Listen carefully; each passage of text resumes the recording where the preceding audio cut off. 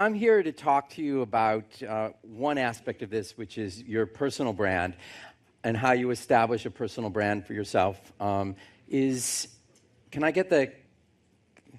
Did Bonnie? Thanks. Okay.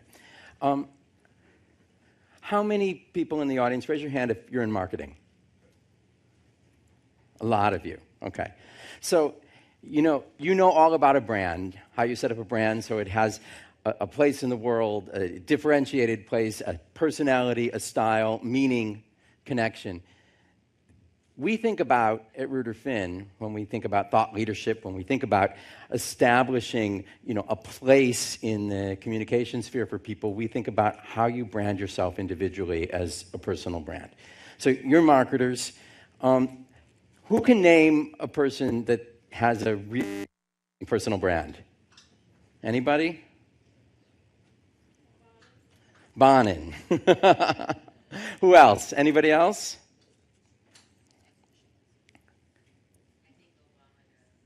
Obama. I agree. What about this person? What is this? What do you think of when you see this person? What? Lean in, right? Lean in. This is a woman who is the female empowerist of today, right? She's made feminism about a new thing, and she embodies it in every kind of way. What about this person? What? Innovation. Yes, but there's a lot of people about innovation. He's about big innovation. He's about moonshot innovation, right? I mean, he's going to make self-driving cars and put us all on Mars for $200,000, right? He's got a position that no other innovator has. What about this guy?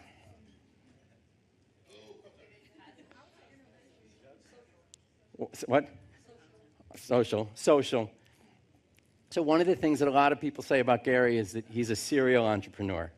Always creating, always building something. What about, anybody know who this is? What? Nate Silver. What about Nate? Statistics. So Nate's like a data guy, right? He's a deep data guy. But his commitment to data in the journalism world has totally created a new era, a new world of journalism that we're seeing everywhere, which is data journalism. And he's defined that role for himself as the leader. Kim, what does people think about Kim? Right, here's a reality TV star, right, who got started by having, being caught on a sex tape, and she's translated that into becoming this mobile mogul, where everything she does in mogul, and she's generating it into huge amounts of eyes and huge amounts of business. And then we started by mentioning Bonin. And, I have worked with Bonin for nearly 2 decades. Right? I was your first boss, I think. And he used to speak very quietly and in those days. But Bonin has gone through an exercise about thinking very carefully about his own brand. As he said, he wants to take charge of his own career. And he thinks about it this way, okay? The transformative activator. And what does he mean by that? He said, you can't just bring in a change agent, but, Bonin is kind of a change agent. He comes into organizations, and he is not afraid to push new ideas and to champion other people's ideas around him. And it's an active brand, and he thinks about it. He thinks about how he communicates about it, the way he looks, the way he talks, the way he walks, the way he thinks, okay? And I know that you do that when you're thinking about brands, but you need to think about it when you're thinking about yourself, right? So when you think about Steve Jobs, he's always pretty much, you can picture the clothes he's in, right? You can picture the way a person puts themselves together so it's consistent and memorable time after time. You think about the vernacular somebody uses, the style. They coin phrases. They're quotable. You know, you have to think about what you're saying so that you have a vocabulary and a language that's truly, truly you, okay? You have to walk the walk. It's not enough to just say, this is what I believe in, okay? You have to actually embody that and go out and do that in some real way. It doesn't have to be, you know, huge, but it has to be meaningful. And it has to inform the way you think, right? You can't just put this out there as if it's superficial, but it has to get into your DNA or come from your DNA, so you're thinking about it every step of the way. I think this is really, really critical, and I think about that. I used to talk about this, you know, back in the old days. Look the look, talk the talk, walk the walk, think the think. And I think I ask every person, whether they're a CEO, a CMO, a marketing director, how you answer those questions, how you think about that for yourself. And if you start thinking through those lenses, you will start to create a personal brand. So, when we talk about executive equity, that's your value as a personal brand. It's your value as a personal brand inside your company. It's to your marketplace. It's to a broader marketplace. You know, some people want to go out and be public rock stars. Some people want to just be rock stars inside their company. That's okay, but if you're going to move your career, you need to build your executive equity and then make sure the value keeps going up and not down. And that starts with your personal brand. And there's 3 key points here. Authenticity. You cannot make up who you are, okay? You really need to be true to yourself, find out who you are, and figure out what to amplify. What are the parts about you that are the most differentiated, dynamic parts, and do it, right? Differentiated. You can't just be who everyone else is, right? You've got to find those brand attributes about yourself that are uniquely you and relevant, right? If what you're going to do is offer something to an organization, what you have to offer better bring value to them too, okay? If you're going out to a larger industry, or you're talking to a group of followers or communities, you need to bring value to them. So it has to be true to you, differentiated, but it has to intersect with what your constituents are looking for, or the people that you're looking to offer value to. So that's key. Personal brand is about authenticity, relevance, and differentiation. So when we do this in sessions at Brand U, it's usually not a large group like this. It's usually maybe 25 people, and I don't have 15 minutes or 20 minutes. I have a couple hours, and we go around and we talk about everything. And the first thing we do is ask everybody to write a purpose statement for themselves. So mentally, I'm not going to ask you to do this right now, but mentally think about what kind of purpose statement you have. And a purpose statement is your reason for being, why you do what you want to do, right? There has to be a higher purpose that is the reason that you're doing something. Maybe it's, to create value for the company. Maybe it's to innovate or to change the way people think. Maybe it's to do social good. Maybe it's to create access to a product. Maybe it's to give people a good time. That can all be purpose, but it has to be connected to a purpose, okay? From the purpose is where you start to develop your personal brand, which is what you do and how you do it. And then that gets defined by certain qualities. And you're going to see, I'll show you a template in a bit, but what we actually would do is work through a template so that you can define 3 distinct qualities for yourself that bring to life your personal brand. And then lastly is your storybook, okay? And I actually think the storybook is the most important. And I'm going to come back to this, but it never works the way I just presented it, right? People don't wake up and say, oh, here's my purpose, then here's my brand, and these are the qualities, now here's my storybook. It actually starts with your storybook.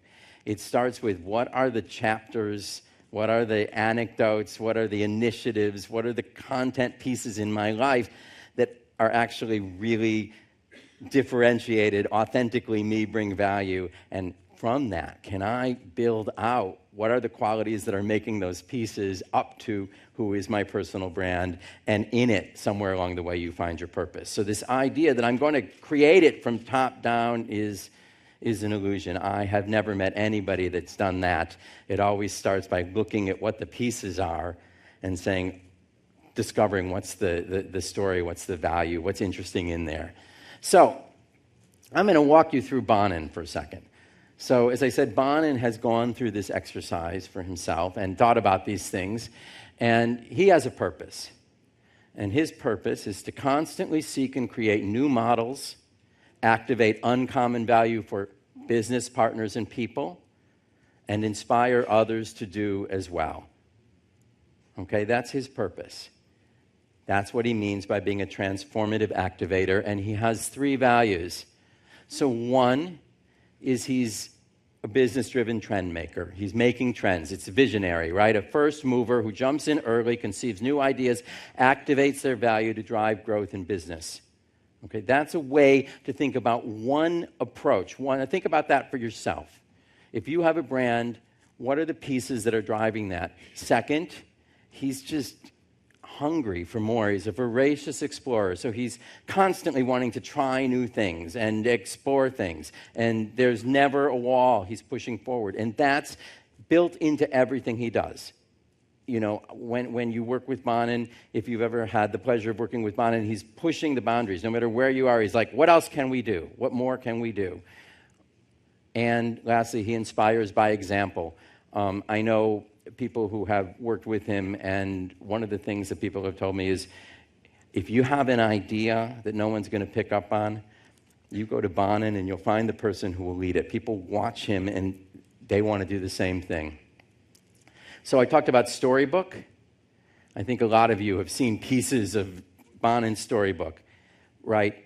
He gets on stages like this, and he creates platforms to talk about.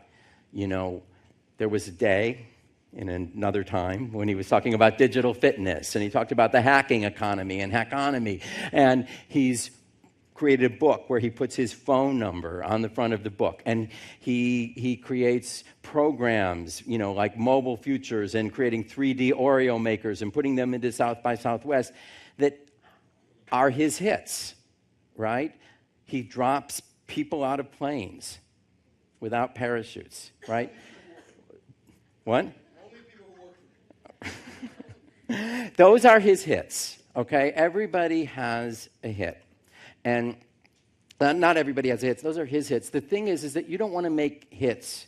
You want to make hits that you can uniquely own. And so when you think about that, you know, you can think about what are your thought platforms. Maybe, as I said, maybe it has to do with marketing. Maybe it has to do with innovation. Maybe it has to do with diversity. Maybe it has to do with social good. But what are your thought platforms? Do you have something to say about it? Can you go talk about it? Can you do a panel in your own company? Or go to a marketing panel. Can you talk about it? Can you create something for a brand, right? For your company, maybe maybe create an HR thing. Maybe you create a community of people that are actively interested in something in your company, but can you create initiatives that become the proof points for that idea? What kind of content do you create? You're going to hear later from Canary about managing your channels and putting content out there. There's opportunity to create content on your own channels as well as the content that would place into earned channels. And from that, as it builds, as your story builds, as your brand builds, it becomes a magnet to get media and drive buzz, and that's your executive equity. So when we do this, as I said, we don't start with purpose, but we go through an exercise. And the first exercise that I would ask everybody to do, and we have 5 minutes, so I'm going to ask you to think about this for yourself, okay? And if somebody take a minute and think, and then let's hear a couple. I'd like to hear some examples of an initiative you're doing. It could be a brand project you're leading. It could be a marketing effort. It could be something outside of work that's in your personal life or in your community that in some way captures your purpose and your differentiated approach to business and where you can bring value. And I want you to just think of one thing that you're doing that embodies that. And then what we'll do, or what we would normally do, is start to think about that and say, what can we add to it to make that the first chapter of your personal storybook, and actually build content and start to go out from there. So take a minute and think, and then I'm going to ask a couple people. I didn't do plants, so I'm hoping someone's going to raise their hand with some thoughts. Okay? Microphone. Okay. Anybody willing to raise their hand? Can we come down in front?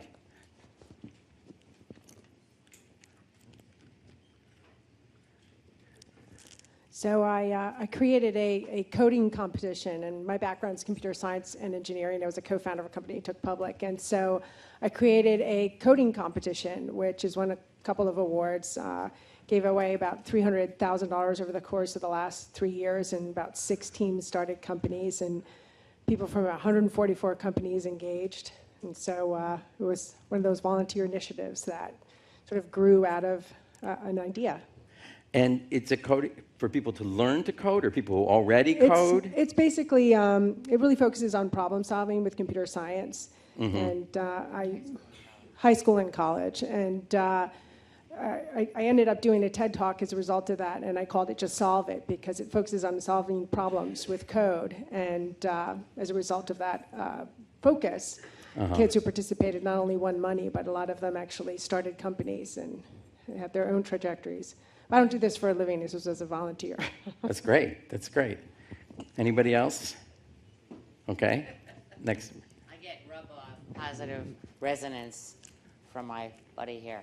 My name is Tammy Sachs, and I have worked for 30 years since the PC came out, and I'm obsessed with how technology can help people and support them. And I think as I've gotten older, what the obsession is taking experiential, like cross-digital places that are really, really painful and transforming them through the eyes of the customer, because I think we live in an engineering-driven or professionally-driven environment. So examples that I'm working on are transforming places, infusion centers where people get chemo, into places where patients feel empowered. Another one is urgent care centers, where it's like whoever invented it did not invent it for the people that it was intended. Another one is electronic health record systems were not created for or by patients and doctors. So how can you give back by using what you do for solving problems that are hairy?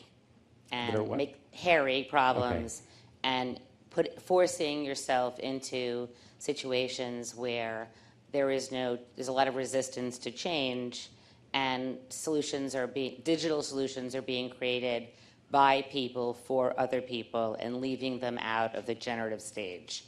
They bring them in at the end. I want to bring them in at the beginning. Okay, thank you. Okay, one more in the back, and then I'm going to...